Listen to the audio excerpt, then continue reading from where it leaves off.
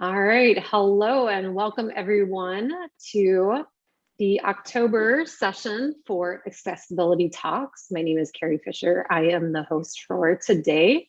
My dog Hazel's in the background barking, so if you hear her, she's really excited to hear Albert's talk today, and so she might be joining us later. But again, welcome to Accessibility Talks. We're a monthly virtual meetup, and we chat about all things digital accessibility. Talk about inclusivity, we talk about usability, pretty much we talk about anything digital. And each month we invite a speaker to present a topic or just have a conversation around that. And we definitely invite the community to ask questions, participate in discussion. So there's a chat bot if you're watching live that you can type into there. Otherwise, you can find us on Twitter under A11yTalks. So that's A11yTalks. And again, I just want to take a really quick moment to remind folks that our group seeks to provide a friendly, safe environment.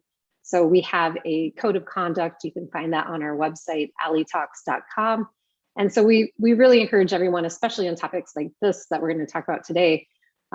We want to be productive dialogue. We want to be respectful. We want to share and learn in that kind of atmosphere of mutual respect. So with that in mind, I am so happy to introduce you to one of my mentees. His name is Albert Kim, and he's going to tell you a little bit about his accessibility journey today. We're going to talk about, like where he came from, how he got to where he is today, and what he's looking forward to in the future with his project called Accessibility NextGen.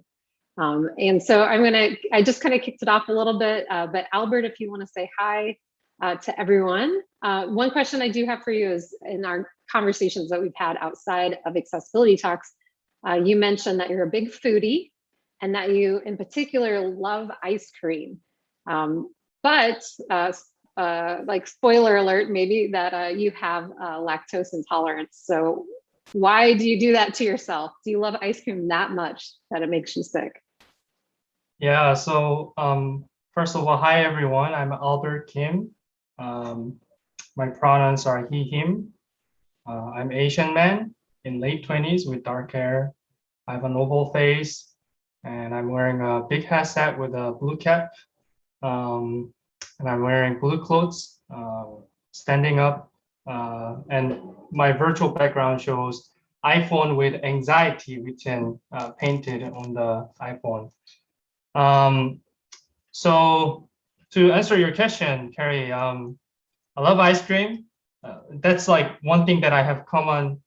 One of the things that I have common with Joe Biden is that I love ice cream, and especially I do know some good vegan ice cream places in LA. There's a place called Yoga Earth. The owner really loves yoga as well as yogurt, and That's she awesome. made it this restaurant. It's really, really good. Mm. But I still love just soft serve ice cream, so I just take Lactate all the time. I don't know why I like it. I think I have sweet tooth. There's other things. There's chocolate. There's probably some recommendations from the audience as well for sweetness. But I find that really kind of funny that that you love it so much. You don't even care. It's like, Yeah. I'm gonna eat it. So I guess, hey body, Yeah. you got to do it. So, Yeah. so today you're going to talk a little bit about your journey. Do you want to kick us off and tell us a little bit about maybe like some of your background before you even got to accessibility that's made you really think about these topics about mental health specifically, and some of the projects that you want to do for the future generations? Yeah, like just briefly, I think so I was born with disabilities. I was born and developed disabilities. And some of them are ADHD, dyslexia, OCD, anxiety, depression, PTSD. And I think some of them come from my background, environmental. I was raised by a single mom. My parents got divorced and I was born in a family with domestic violence. I'm a first generation, not only college student, but first generation any school student. My parents have never gone to school, and first person to live abroad in my family. So just like the whole background, I always had empathy towards mental health, but it wasn't until after I started living abroad that I actually, heard the term mental health or actually accepted it as a reality. I think when I was living in Korea, I was born in South Korea, a small city called Busan, second largest city actually, second largest city, but it's one of the most conservative cities in Korea, and mental health was a huge taboo. So common things that I heard from people were, there's a Korean term that is colloquially used to call people with mental illness, and so it was really just not educated in that manner, and so I wasn't aware about mental health, or I wasn't too keen on disability subjects up until I went to Vancouver, Canada for high school, and then I started learning, and as I was getting treatment and finding out more about myself, I kind of got closer to it. But the way I got into digital accessibility was when I was learning web development, and I came across digital accessibility subject, and I was like, oh my God, this is so cool. Like, this is, to me, that digital accessibility was, and I'm not joking, it's cool. It was cooler than AI, machine learning, data science, or anything. So I just kept reading through it, and first thing I did was, oh, let me find out if there's accessibility guidelines for people like me. People who have ADHD, dyslexia, OCD, or anxiety, depression, PTSD. And I couldn't find much. So I was like, oh, maybe I did a poor research. Maybe it's a new field. I did a poor research. So what I did was, then let me attend some events, professional events, where I can actually ask people around or maybe hear about these topics. And then I started attending Bay Area Accessibility Meetup and all the conferences like XCon and things like that. But even after I attended them, I couldn't find much talks around mental health accessibility. Then that kind of fired some motivation for me, that I felt like, oh, mental health is not being represented in digital accessibility arena, and I want people who struggle with similar things that I'm going through to be represented in this community. So that's how I first got in. Yeah, I mean, that's a topic we don't talk about as often as we should. It definitely falls under maybe that umbrella of cognitive disability, maybe even physical at times, depending on your mental health issue. But I wonder if you have some statistics or websites or anything that you could talk to us about the percentage of people that have these disabilities. Right. Let me actually share my slide. Sounds great. It's a very simple slide.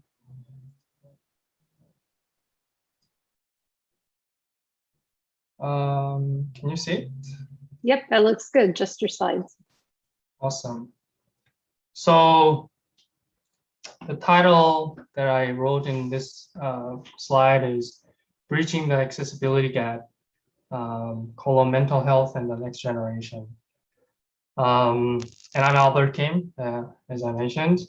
Actually, I'm very nervous today, but I'm trying my best to getting some anxiety, but yeah, anyways. So today we are gonna, I wanna look into gaps in digital accessibility, mainly mental health and the community for next generation of accessibility professionals. And we'll begin with mental health first. And to do so, I'll share a little bit about my life story as well, if needed.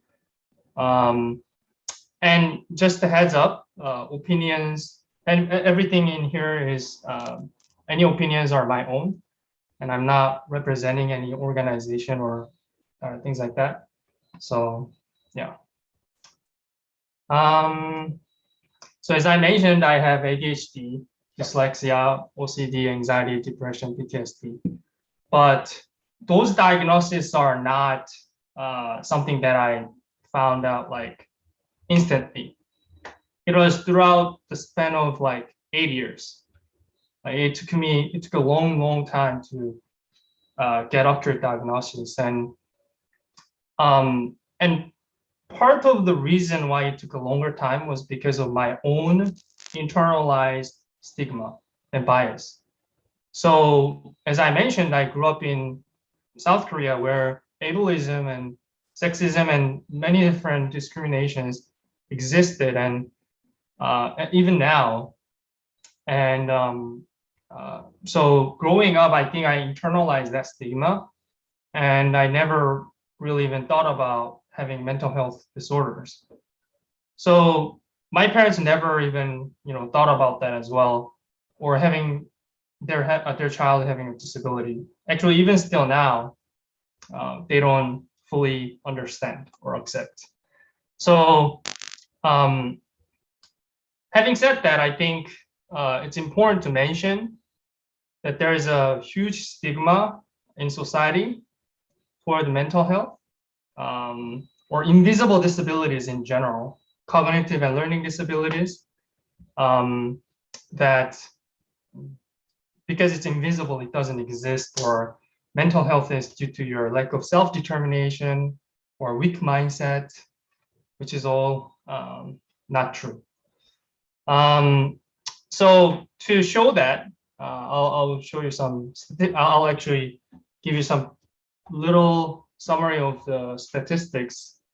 And I have the references at the end, so you can take a look at them as well. So suicide is the second leading cause of death among people ages 10 to 34. And it has been increasing every year since 2007. The rate of suicide for those ages increased nearly 60%, 60%, right? 60% between 2007 and 2018, according to CDC national report. And CDC stands for Centers for Disease Control and Prevention. Having said that, I have a friend who works in San Jose State University Counseling Center as a clinical psychologist.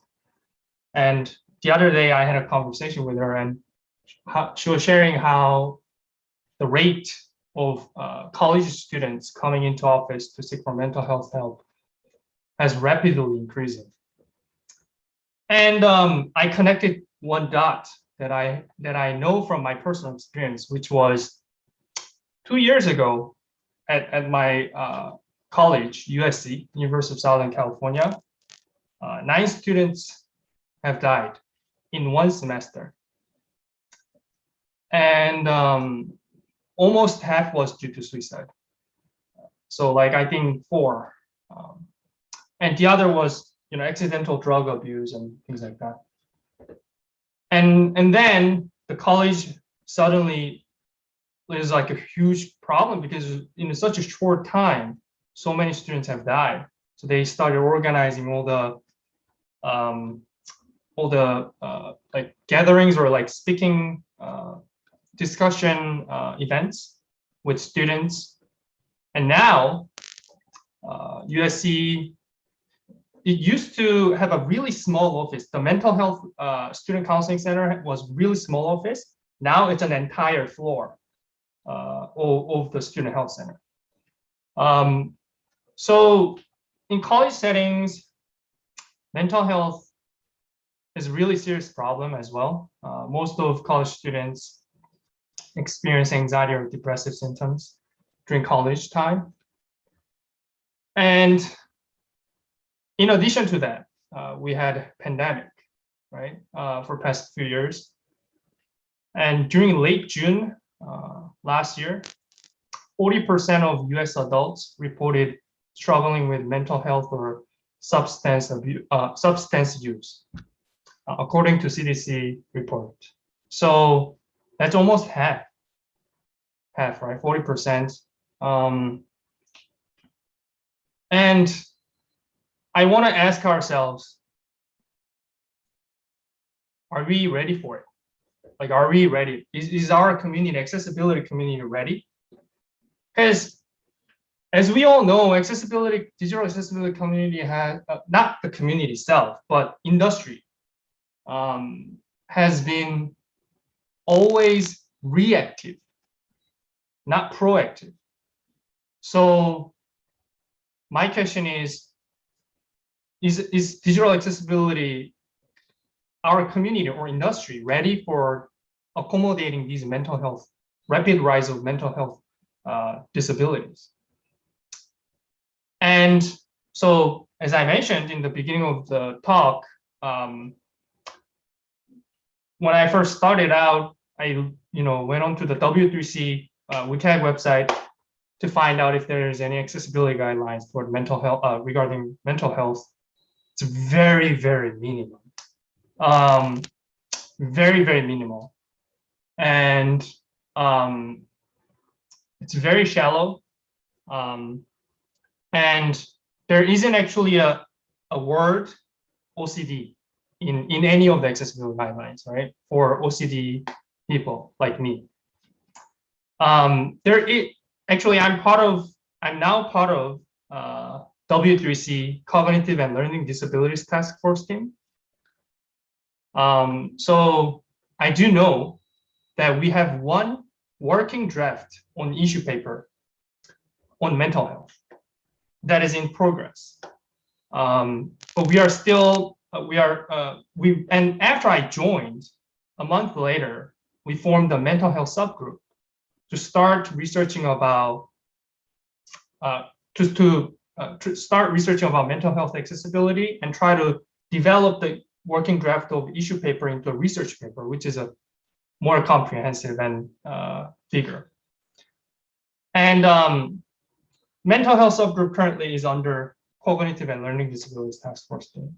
But, well, long story short, in terms of our status, are we ready for it? We probably are not, right? Because we don't have accessibility guidelines.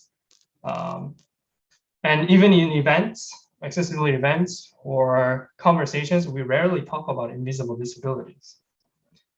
But I do, but this is actually, I can empathize with the current situation. Why such problems exist? Why are we not ready? Well, first of all, mental health and cognitive and learning disabilities are very challenging in terms of defining the categorizing and defining the exact pattern of problems, right? Challenges, and addressing them is really, really challenging. And another biggest challenge we have is that as I have been conducting more literature review with the mental health subgroup, we often find out that there isn't much research out there, right? So to build any accessibility guideline, it has to be backed by scientific research. But if there's no research about, design patterns, relationship between design patterns and mental health or certain diagnosis, then we don't have anywhere to begin, right? Writing the accessibility guideline. So, but I'd like to share some of the problems that I encounter when I navigate the websites, web apps. Sometimes contents that I did not choose to see, but it just showed up, it may trigger my PTSD. When that content especially reminds me of my traumatic event, whether that is related to violence toward women or children. And also viewing violent news events, for me, it leads to experience symptoms similar to PTSD and anxiety a lot. But but I don't have any control over which content I'm able to see, right? Like when I'm scrolling on different like web apps, like social media or news platforms, I'm not able to choose which content. And feelings of worry, vulnerability, and low self-confidence for me are exacerbated when those kind of PTSD triggering contents are shown to me. And I actually did a really quick, short. Oh, sorry, slide change. So I actually did a really short UX research when I was attending Teach Access Study Away program. And during that time, I was in the blue team. We had an accessibility hackathon, and we did a UX research, and we conducted a super quick 1 week or 2 weeks of survey and research to find out what's the status and what are the issues and problems that people are going through. We conducted a survey of 100 people at that time, and one of the most common reactions of people who are struggling with mental health disorders when they are triggered, for example, for PTSD, the reaction is they often respond by limiting their web usage in fear of receiving abuse, unsolicited contact, and falling victim to crime, right? So like they try to avoid it. They don't even go back to the website. And I think that digital accessibility, in a way, that itself is also the core theme of digital accessibility. Am I able to access the web content? Am I able to access the website? For me, I'm not able to access it because I have PTSD, and this content triggers my PTSD. Oops, sorry. But I think the biggest problem is that users currently do not have a lot of designs. Users don't have a choice over what content they can engage with. And oftentimes it's determined by the website. And another example of problem is,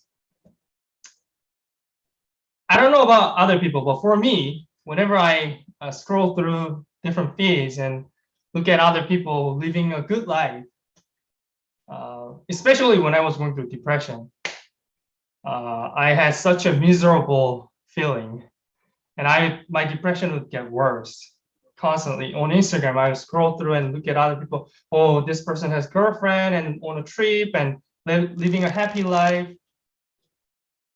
Or another person who's really successful in career or rich, or he or she or they can buy a car or house. They have a house, or they have parents, both parents. Comparing myself to others, and also biggest thing, FOMO, fear of missing out. Or even physical appearance. Oh, that person is super fit and I'm not, and things like that. So to me, being able to choose which content I can see, having a choice is important. But there's no way to do that at the moment, as I was mentioning. And when I was doing going back to the Teach Access project, some participants described that some content on social media as having adverse effects on their mental state, including spiking anxiety, depression, and resulting in plummeting self-esteem and mood. And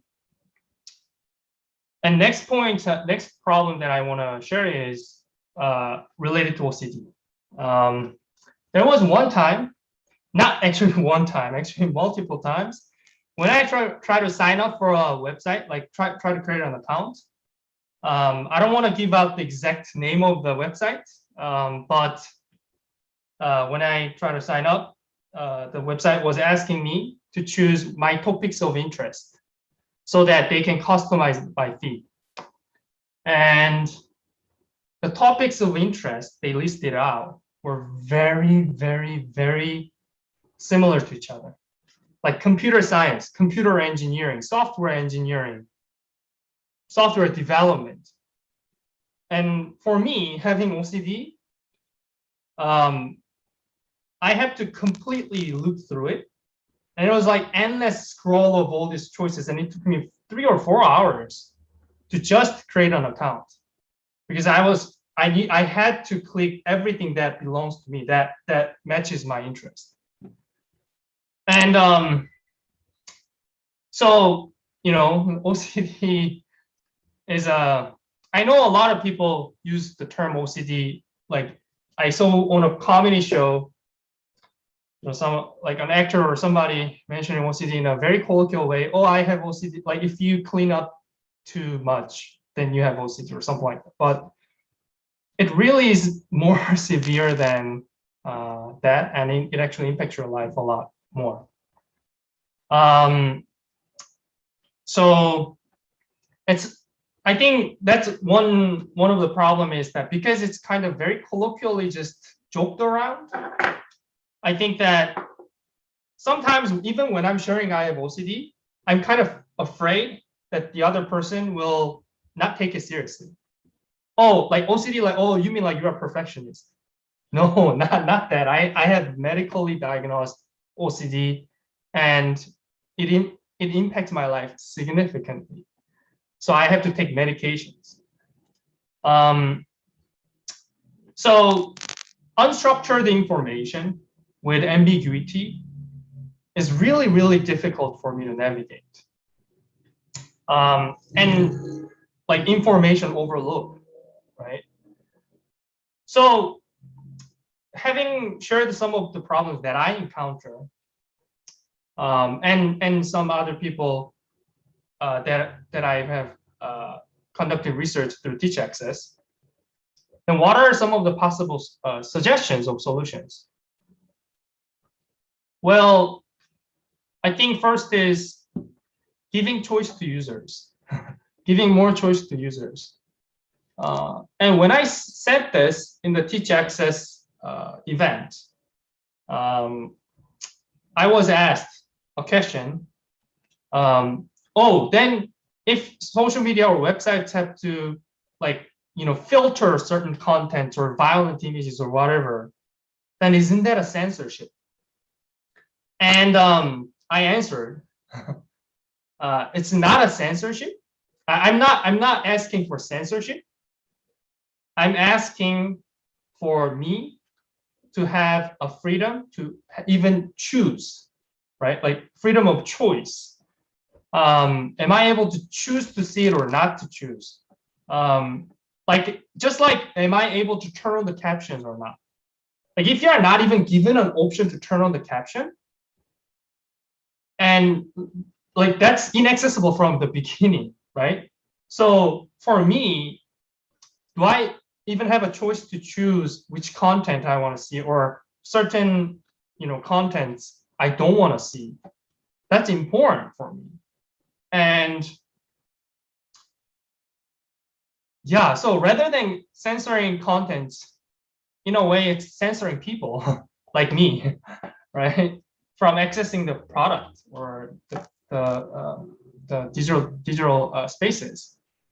So it's an exclusion in a way. And another thing I wanted to mention was whether users can disable the push notifications or messages or pop-up windows, or flashing ads on the websites. Do I have a choice? Can I choose to not see them? I think that's also really, really important. And obviously, as I was mentioning, avoiding complex language. Actually, this is on WCAG success criteria as well.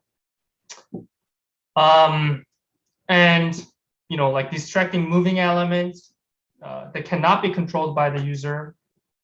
So the whole point of suggestion that I'm thinking, at least for me, would be suitable, would be giving more control to the users, having more freedom to customize, because we all are different.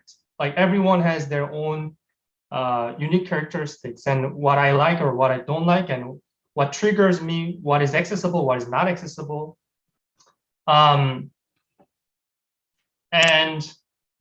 I want to mention one thing, that everything that I mentioned, it may sound, oh, like that's too far. Like, what do you mean? Like, we can do so much like that. Well, listen to me. The mental health that when I was mentioning triggered for PTSD, anxiety, or OCD, it's not just mental. It's physical, right? It's very physical, because as soon as I get anxious, like I can feel right away that my stomach hurts. So I have chronic gastritis. So I have to take famotidine all the time whenever I get anxious. It's physical for me. So you know what I mean? Like, just to be able to use content or access content or use products, I have to take famotidine to reduce my anxiety, right? That doesn't make sense. And also another thing is that I think currently we tend to see all engagement as good engagement. So engagement on website or social media is considered a good thing. There's no such thing as bad engagement. But just because a user is engaging with something, it does not mean that they are all having a good experience, right? For example, one of the respondents to my Teach Access UX research on mental health accessibility noted that social media fuel their eating disorder by having them see food they didn't want to see at night, right? So it doesn't mean, not all engagements necessarily mean that they are having a good experience. But there are some barriers to solving these problems, right? Even if I give suggestions, maybe I'll do talk here today and then it'll be dissipated and we won't talk about it anymore. But one of the biggest challenges that is the stigma itself, and we don't want to talk about it. We don't want to talk about mental health. It's a taboo. I think that is the biggest possible challenge. For example, for me, it took me back and forth with mental therapy until I was able to fully accept it. And even after I fully accepted my diagnosis and regularly seek for therapies, it took me years to accept and start taking the medication, right? So I do know, as someone growing up from stigmatized, from a society with a lot of stigma and taboo toward mental health, that we internalize it a little bit, and it really is challenging to overcome that stigma. But I think first and foremost, if we want to solve anything, we have to first accept that it is a problem, right? We have to first accept that it is a problem. Oh yeah, that problem exists. It is something that we need to solve. And then we can start having conversations, right? So what I'd like to propose during this A11y talk is for accessibility community to start talking more about mental health. You know, not just the physical or visible disability, they are very important, but let's include mental health and invisible disabilities too. And raising awareness and destigmatization of mental health, I think, is the very first step and very important step. Also, another concrete help that if any of you are interested, you could do is W3C Koga Task Force has a community group, and anyone can join. Anyone can join. You don't need any like application or anything. Anyone can join, and you can, if you have any perspectives you want to share about mental health or struggles you are going through. So the W3C has a Koga community group, and you can join and more actively participate in building and helping the Koga group building accessibility guidelines for mental health and invisible disabilities. This is not a talk to say that, oh, we are done, we solved it, I'm done.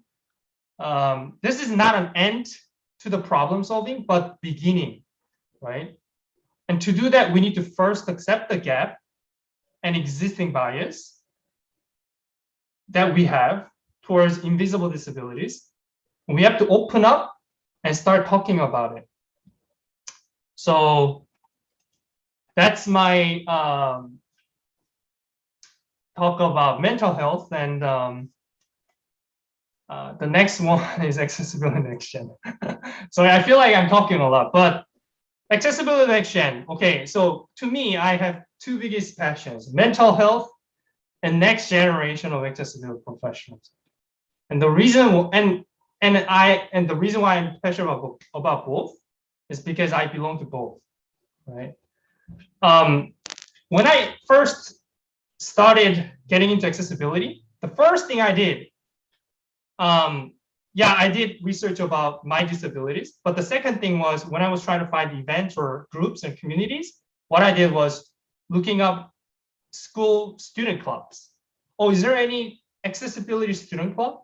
Because there's a ton of like computer science club or AI club or data science or things like that, and very cool clubs. But so I thought, oh, accessibility is cool, so there must be accessibility club, but I couldn't find any.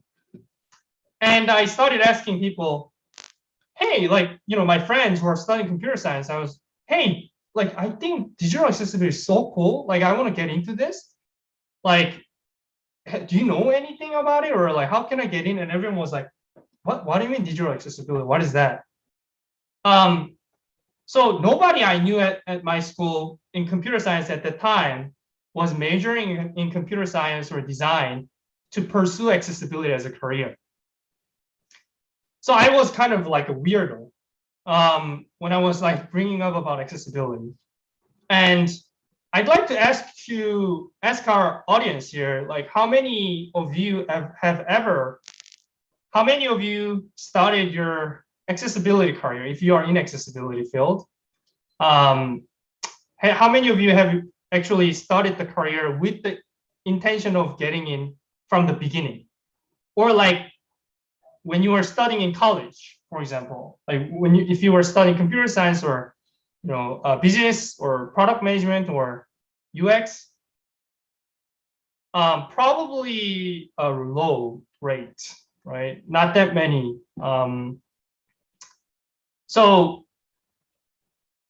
And the reason for that is, I think, first of all, we don't know, not many people know about digital accessibility, to be honest, especially students or younger generation. And I was always kind of really sad about that, right? Because I attend all these Bay Area accessibility meetup and XCon, and I see a bunch of different people who are very experienced, who've been in the tech industry for a long time, and they're best friends. Oh, hey, I know you, talking to each other, but I'm here alone, not knowing anybody, or where do I even begin, right? I don't have friends, right? So when I first started Teach Access, the best part of Teach Access for me was not, I really liked seeing these really successful accessibility leaders coming into Teach Access Study Away program to talk about accessibility. But to me, number one thing that was most valuable was being able to see other people in the similar career stage as me, who are pursuing accessibility and who have passion in accessibility. That was like out of the whole, it was like Teach Access is whole United States, and we had a virtual study away program. It was like 100 students or something. And that was like the most number of similar career stage colleagues that I've ever seen, right, at that time. And I was like, oh my God, this is so cool, you know?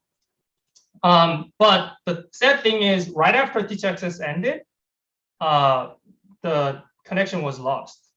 You know, some people were attending it not because they want to pursue accessibility as a career or necessarily, but also like the conversations were not continuing. So, and I wanted that because it's such a precious connection for me. It's rare to find people who are interested in accessibility at that stage. So I really wanted to keep that community going. And I couldn't think of a way to do that. So I kind of, you know, brainstormed, and one thing I tried was, oh, maybe if I keep fostering their passion or interest in accessibility, like they might be continuing to pursue accessibility, and I'll be able to keep seeing them in conferences and events. So how do I keep fostering them? Oh, why don't I make a Twitter list of accessibility professionals so that they can follow that just one list and then see all bunch of events and feeds that accessibility professionals share in Twitter. So I went on a A11y Slack. I asked people, hey, you know, I'm trying to build a Twitter list for accessibility professionals to share with the Teach Access students. And is anyone, can you share your Twitter account or ID? And then within 3 hours, I had like 30 comments. And some of the comments were like, hey, you know, like when I engage with like students or like next generation, I feel like it makes my day. And I was really surprised, right? Because, oh, like there's so many people who want to reach out to students or next generations, but they don't know where to go. They don't know how to. And Sam Evans from IAP was mentioning to me, like, I really, really want to, you know, IAP was also trying to create mentorship program at that time. And she was telling me that we really want to reach out to students more, but we don't know how to, we don't know where to. So I was like, oh my God, like that's so true. And then I was telling Sam Evans at that time, let me make a community then. And then that kind of became a reality by starting an Accessibility NextGen Meetup community. So long story short, right now we have 180 people joined in our Facebook group and 140 people, around 140 members on Meetup. And we have recently launched mentorship program, right?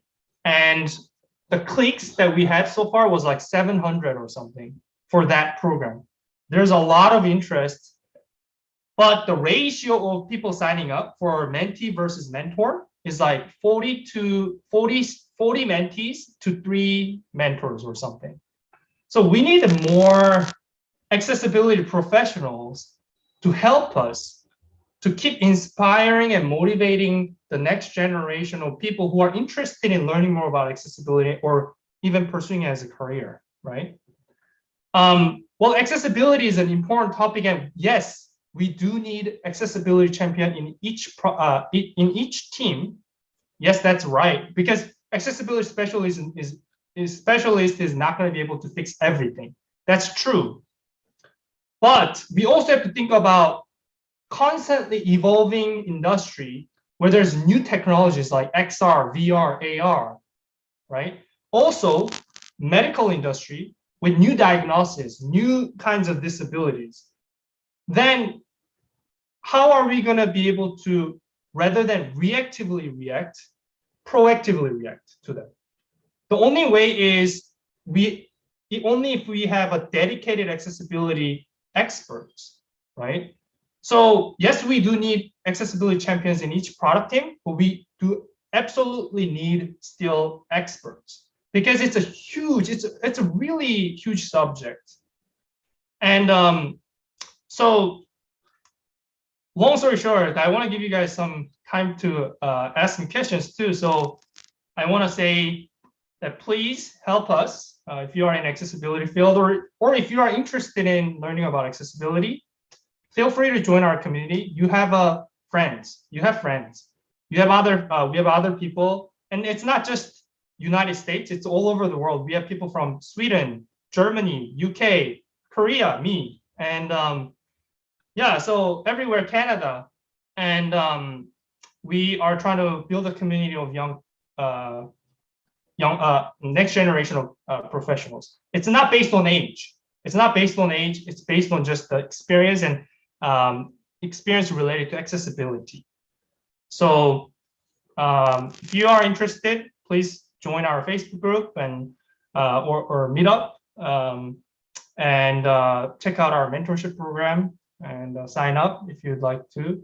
I have to share here because Carrie is here, that to me, the biggest thing that helped me in continuing my passion was mentorship. Like, honestly, like, I can't express how much impactful it was to me. And I share that ice cream is my favorite dessert. Well, to me, you know, when I find a really good vegan ice cream place, I want to share with people. When I share it with people and then friends really like it, then the enjoyment, the joy becomes even bigger for me. And that's like that for accessibility for me. Like, I feel like accessibility community has such good people with really good heart and such a supportive community. We are like, I love accessibility community, but not many people know how good this is. You know what I mean? So I want to share this ice cream. I want to share this accessibility community with other people. And yeah, so that's it. And moving on to the Q&A, and I'm also sharing how to connect with me on LinkedIn and Twitter. My Twitter handle is DJKAlbert. Also, the links to Accessibility NextGen Facebook group, Meetup, Twitter, Instagram. Also, the last link I shared is a Google Doc for signing up for a mentorship program as a mentee and mentor. So feel free to check them out. That is super amazing, Albert. Thank you so much for your time and expertise that you brought to the table today. If you could give me a copy and paste those links in the chat, I can post them into the live stream. Otherwise, we'll put it in the video on YouTube once it's posted there too. So don't worry, we'll make sure we get all those links. I did catch a few during your conversation.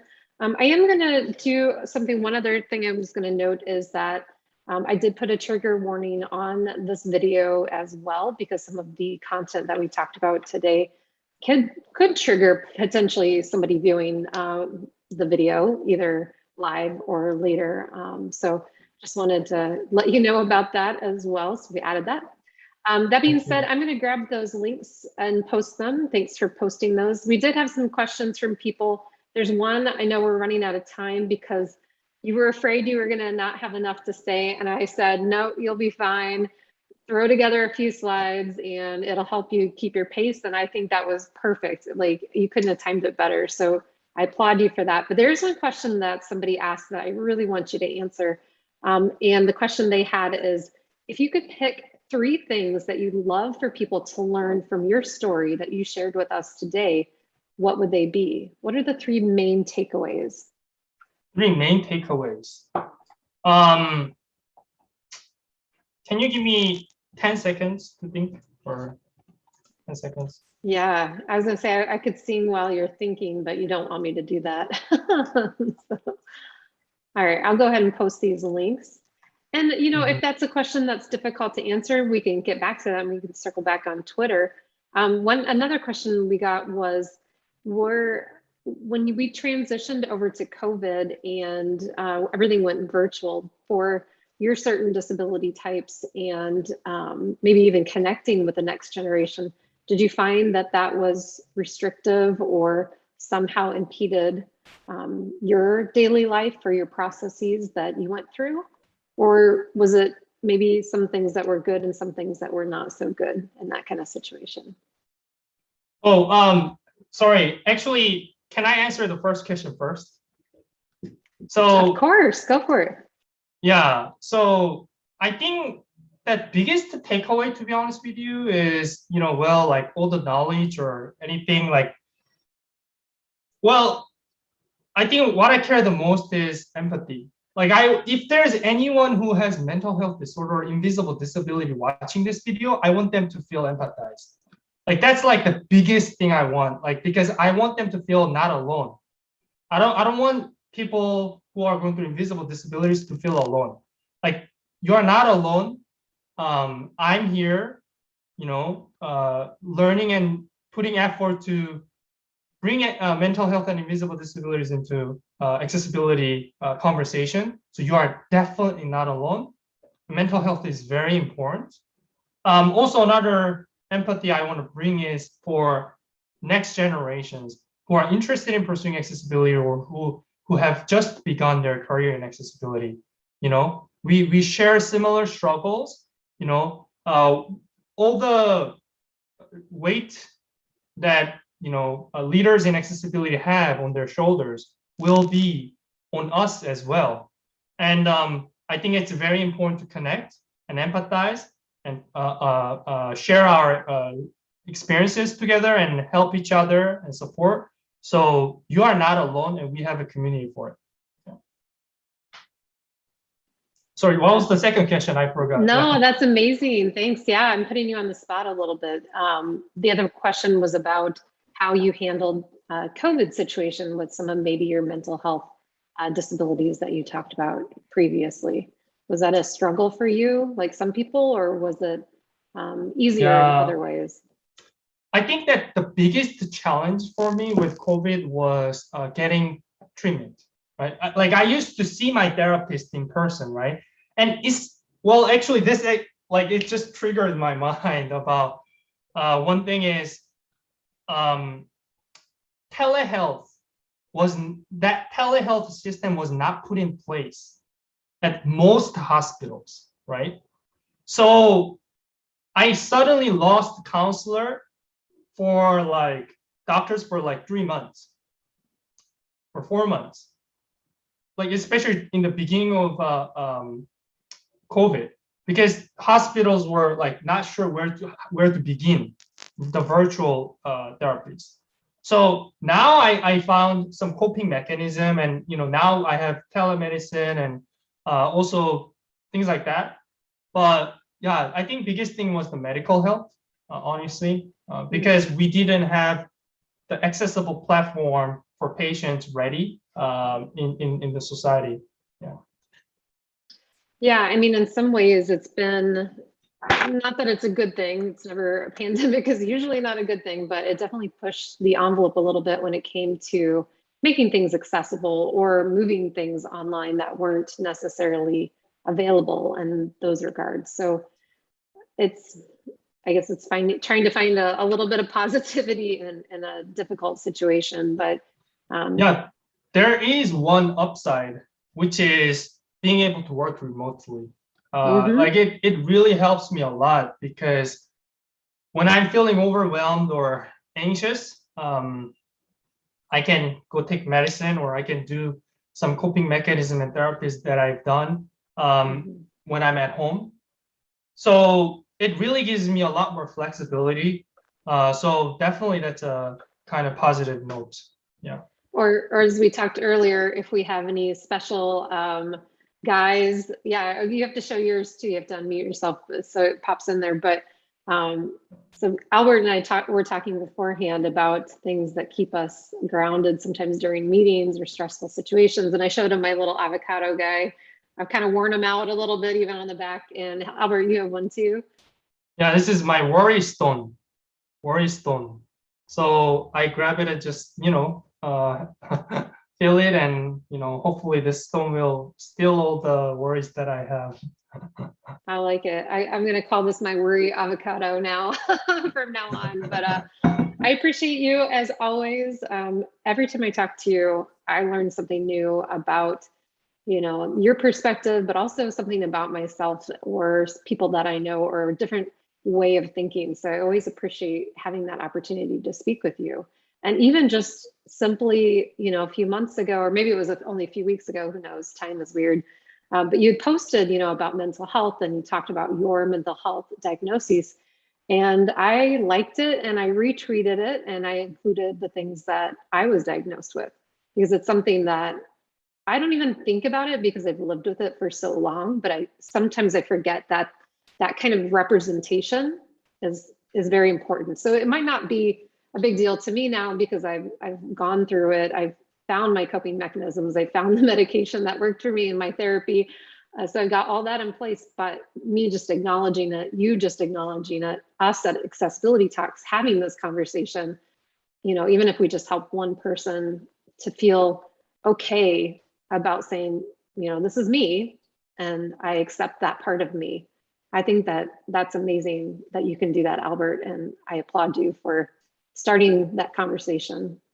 Well, thank you for being my mentor, first of all, and actually sharing that vulnerability as well, because I saw that. Mm-hmm. And when I saw it, I felt like it felt really, really, really a lot to me. Mm-hmm. Like I felt like, oh my God, like we never discussed about that right before. No. So I was like, oh wow, like I felt suddenly really deeply connected and and feel empathized. So, I really appreciate you for sharing that as well. And that's what I'm trying to do here too, to pay forward and try to have other people also feel empathized. Yeah, that would be great. It's definitely a group of disabilities that isn't talked enough about, and definitely not addressed enough in the requirements and the conversations around it. So I'm glad that you brought this topic to us, and that we made it, like both of us made it with the help of our little worry stone and worry guy. And so again, we thank you so much, Albert, for your time and your dedication to this topic and to accessibility and to the next generation. Yeah, and one last thing, last but not least, reality check that I have to do is my contract is ending soon, and I'm in the job market. So, I love to continue working in accessibility. I worked at ServiceNow as a UX accessibility specialist. I was featured in their Deep's product newsletter. I wrote an article and I was highlighted there as well. I really want to seek for my next opportunity. So please reach out to me, connect with me if you see any opportunity, or forward it to me. I really appreciate anything. Thank you. Yeah, Albert's a catch. He's a great guy, dedicated, very smart, very kind. So whoever ends up with Albert will be very lucky. So good luck, Albert, on the job search, and let us know how we can help. Thank you. Until next time, we will see you online, and any questions for Albert we'll bring back to the virtual setting. So appreciate you all tuning in as well. So take care. Thank you so much, Carrie, for hosting. I appreciate it. Bye, everyone.